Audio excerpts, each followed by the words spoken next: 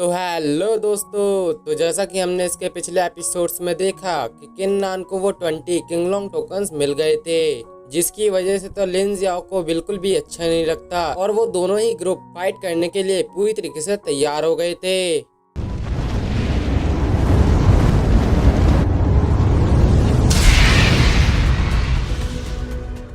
तो इस एपिसोड की स्टार्टिंग भी उसी के आगे से होती है, जहां पर सुकियान उन दोनों ही ग्रुप्स को रोक देता है और कहता है कि तुम यहाँ पर फाइट नहीं कर सकते। जिसके बाद तो किन्नान आगे आते हुए लिन जियाओ से कहता है कि लिन जियाओ, तुम इस मैच में हार चुके हो, लेकिन हमें इस फाइट में किसी और को इन्वॉल्व नहीं करना चाहिए, और अगर हम दोनों ने ग्रुप बैटल करी तो हो सकता है कि इसमें काफी सारे लोग घायल हो जाए, लेकिन मैं ऐसा नहीं चाहता, इसलिए मैं 1 to 1 फाइट करना चाहता हूँ। जो सुनकर तो जियाओ युन कहता है, लगता है ये किन्नान पागल हो चुका है, ये लिन जियाओ से 1 to 1 फाइट करने के बारे में सोच रहा है। तो दूसरी तरफ लिन जियाओ तो किन्नान की ऐसी बातों पे काफी खुश हो रहा था। वो कहता है कि ब्रदर सुकियान, अब आपने सुन ही लिया होगा कि किन्नान यहाँ पर क्या करना चाहता है, तो इसलिए अब मैं भी चाहता हूँ कि हम दोनों में 1 to 1 फाइट हो। जिस पर तो सुकियान भी कुछ नहीं कह सकते थे।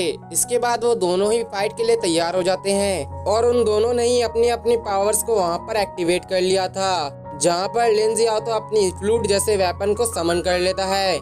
जिसके बाद तो लिन जियाओ ने अपनी उस फ्लूट की मदद से किन्नान की तरफ काफी सारे स्लैश अटैक कर दिए थे। तो दूसरी तरफ किन्नान भी उसके अटैक को रोकने के लिए अपनी स्वॉर्ड को समन कर लेता है, जहां वो अपनी स्वॉर्ड की मदद से उसके सारे के सारे अटैक्स को वहां पर खत्म कर देता है। इसके बाद तो उसने अपनी स्वॉर्ड को ही लिन जियाओ की तरफ भेज दिया था, जिसे अपनी तरफ आता हुआ देखकर तो लिन जियाओ उस पर काफी सारे अटैक करने लगता है, लेकिन इसका कोई भी फायदा नहीं होता। और वो अटैक जैसे ही लिन जियाओ को लगता है तो वो सीधा एक पत्थर को तोड़ते काफी घायल हो चुका था, जिसे देखने के बाद तो किसी को भी अपनी आंखों पे यकीन नहीं होता कि आखिर वो क्या देख रहे हैं। वहीं चैंग युन तो कहने लगा था कि किन्नान ने कुछ ही दिनों के अंदर इतनी ज्यादा स्ट्रेंथ हासिल कर ली है कि अब वो लिन जियाओ को सामना कर पा रहा है। वहीं लिन जियाओ तो फिर से खड़ा होते हुए उससे कहता है कि किन्नान, क्या तुम्हें अभी भी लगता है कि तुम्हारे अंदर इतनी स्ट्रेंथ है जो मुझे अभी भी हरा सकते हो? उसकी ऐसी बात पे तो किन्नान कहता है कि लिन जियाओ, क्या तुम्हें अभी भी मुझ पर शक है? अपनी जरा हालत को देखो कि तुम्हारी हालत क्या हो चुकी है। उसकी ऐसी बात सुनकर तो लिन जियाओ हंसते हुए उसकी तरफ जाता है और कहता है कि लगता है आज तुम यहाँ पर मर के ही रहोगे। उसके इतना कहने के बाद वो वहाँ पर लड़ना शुरू कर देते हैं, जो कि एक hand to hand combat fight होती है, जिस फाइट की वजह से वहाँ पर काफी सारे बैम्बूज टूटने लग गए थे। वहीं उन दोनों की ऐसी फाइट देखकर तो काफी सारे लोग और भी हैरान हो गए थे। वो कहने लगे थे कि किन्नान की पावर तो सच में काफी ज्यादा बढ़ चुकी है, वो लिन जियाओ पे भारी पड़ते हुए दिखाई दे रहा है। वहीं उनकी फाइट काफी ज्यादा इंटेंस हो रही थी, जिसके बाद तो किन्नान ने उसको एक लात मारकर पीछे हटा दिया था। उसको इस हालत में देखकर तो जियाओ युन उससे कहता है कि ब्रदर, आपकी कॉम्बैट पावर इतनी अच्छी नहीं है, इसलिए आप उससे फाइट इसमें नहीं कर सकते। लेकिन उसकी ऐसी बात से तो लिन जियाओ को काफी गुस्सा आता है और वो हवा में जाकर अपने डीमन सेपरेशन फॉर्मेशन को सेटअप करता है, जिस फॉर्मेशन में से एक डीमन टावर बाहर निकल कर आता है, जिसमें से काफी सारी स्पिरिचुअल एनर्जी रिलीज हो रही थी, जिसे नीचे खड़े लोग आसानी से महसूस कर पा रहे थे। इसके बाद तो लिन जियाओ उसकी तरफ उस टावर से अटैक करने के लिए बढ़ गया था। उसे अपनी तरफ आता हुआ देखकर तो किन्नान भी पीछे नहीं हटता। वो वहाँ पर सीनियर टैंक के द्वारा सिखाई गई टेक्निक को यूज करने लगता है और इस टेक्निक का नाम स्काई विंग स्वॉर्ड होता है, जहाँ वो इस टेक्निक को काफी अच्छी तरीके से यहाँ पर सीख चुका था। उसकी स्वॉर्ड की गिनती देखकर ही हम बता सकते हैं कि उसने उस टेक्निक को परफेक्ट लेवल तक सीख लिया है। जिसके बाद तो वो सभी की सभी छोटी स्वॉर्ड्स आपस में मर्ज होकर एक जाइंट स्वॉर्ड में कन्वर्ट हो जाती हैं। वहीं उस स्वॉर्ड में से काफी ज्यादा इंटेंस प्रेशर निकल रहा था, जो कि सभी लोगों को महसूस भी हो गया था। इसके बाद तो किन्नान ने उस स्वॉर्ड का यूज करते हुए लिन जियाओ के टावर को तोड़ दिया था और साथ ही साथ उसको काफी घायल भी कर देता है, जिसकी वजह से लिन जियाओ वहाँ पर कोई भी हरकत नहीं कर पाता। वहीं कुछ लोगों को तो अभी भी अपनी आंखों पे यकीन नहीं हो रहा था कि आखिर किन्नान ने जियांटियान के हाफ रेलम वाले बंदे को इतनी आसानी से कैसे हरा दिया। सभी लोग किन्नान की ऐसी पावर्स देखकर काफी ज्यादा डर चुके थे। तो वहीं जियाओ ली भी काफी ज्यादा हैरान था। वो कह रहा था कि कहीं मैं सपना तो नहीं देख रहा। साथ ही युन भी बात करने लगी थी कि किन्नान, आखिर तुम्हारी रियल कॉम्बैट पावर कितनी है? लगता है तुम बड़े ही जल्दी यहाँ पर सबसे ज्यादा स्ट्रॉन्गेस्ट बन जाओगे। वहीं किन्नान तो इतनी ज्यादा स्पिरिचुअल पावर यूज करने की वजह से काफी ज्यादा घायल हो चुका था। तो दूसरी तरफ सुकियान उसको देखकर सोचने लगता है कि ये बंदा तो सच में काफी ज्यादा टेरिफाइंग है। अगर इसको कुछ साल और दे दिए गए तो ये चलता फिरता एक मॉन्स्टर बन जाएगा।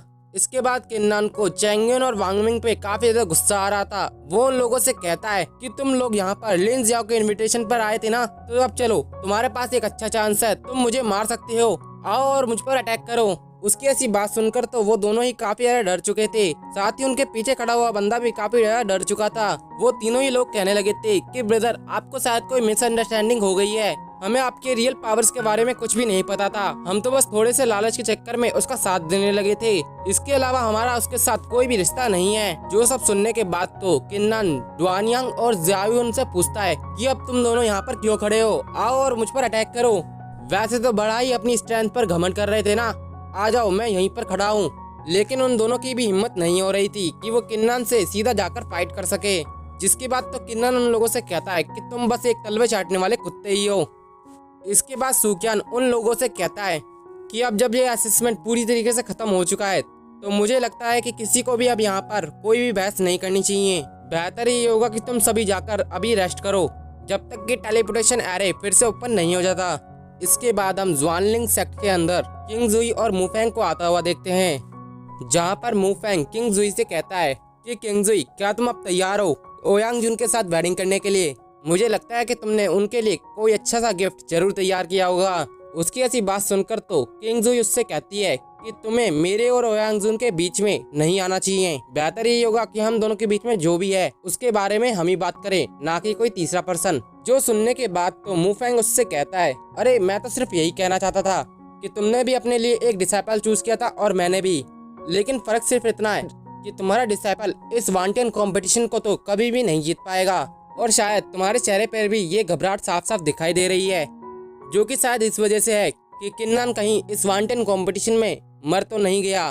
किंग जुई को तो मुफेंग की बातों पे काफी ज्यादा गुस्सा आ रहा था। इससे पहले वो उसको कुछ कह पाती तभी एल्डर जाओशी उससे कहते हैं, किंग जुई, किन्नन तुम्हारा ही लाया गया एक डिसाइपल है जिसने अपने ही फेलो डिसाइपल को हार्म करने की कोशिश करी थी, और ना ही उस बंदे को किसी भी एल्डर की रिस्पेक्ट करना आती है। मुझे लगता है कि उस जैसे बंदे के लिए तो डेथ भी कोई अच्छी सजा नहीं होगी। शायद तुमने उसको चूज करने में कुछ गलती कर दी है। उनकी ऐसी बात सुनकर तो किंग जुई एल्डर ज़ियाओशी से कहती है कि एल्डर, शायद आपको नहीं पता, लेकिन किन्नन यहाँ पर जितने भी डिसाइपल है उन सबसे काफी ज्यादा बेहतर है। लेकिन अगर किन्नन को इस वांटेन कंपटीशन में कुछ भी होता है तो मैं किसी को भी यहाँ पर इतनी आसानी से नहीं छोड़ने वाली। वो सीधा सीधा इशारा मुफेंग की तरफ कर रही थी, जो देखकर तो मुफेंग एल्डर ज़ियाओशी से कहता है कि एल्डर, आपको अब टेलीपोर्टेशन एरे एक्टिवेट कर देना चाहिए। वैसे भी अब काफी सारा टाइम बीत चुका है, क्योंकि अब मैं भी देखना चाहता हूँ कि किन्नन के साथ वहाँ पर क्या हुआ है, क्या वो यहाँ से बाहर भी आ पाता है कि नहीं। उसकी ऐसी बात सुनकर तो एल्डर ज़ियाओशी कहते हैं, मुझे लगता है कि वो लड़का वहाँ पर मर गया होगा। इसके बाद तो वो बगल में खड़े एल्डर से भी पूछने लग गए थे कि आपको क्या लगता है कि वो लड़का कितनी ज्यादा हिट में मारा गया होगा। उनकी ऐसी बात सुनकर तो वो एल्डर्स कहते हैं कि उस लड़के की स्किल्स को देखकर तो मुझे ऐसा ही लगता है कि वो कम से कम 3 मूव्स के अंदर ही मर गया होगा। जिसके बाद तो वो सभी के सभी एल्डर्स किन्नन के बारे में राय देने लगते हैं, जो बात तो किंग जुई को बिल्कुल भी पसंद नहीं आती। इससे पहले वो वहाँ पर कुछ कह पाती तभी वहाँ पर यांग की आवाज आती है, जो वहाँ पर कहता है कि मुफेंग, तुमने तो यहाँ पर किन्नन की लाइफ और डेथ का खेल बना दिया है। उसे वहाँ देखकर तो मुफेंग की फटके 4 हो गई थी। और इसके बाद ये एपिसोड यहीं खत्म हो जाता है। अगर आपको मेरी एक्सप्लेनेशन पसंद आई हो तो वीडियो को लाइक करके चैनल को सब्सक्राइब करना मत भूलिएगा। मिलते हैं इसकी नेक्स्ट वीडियो में।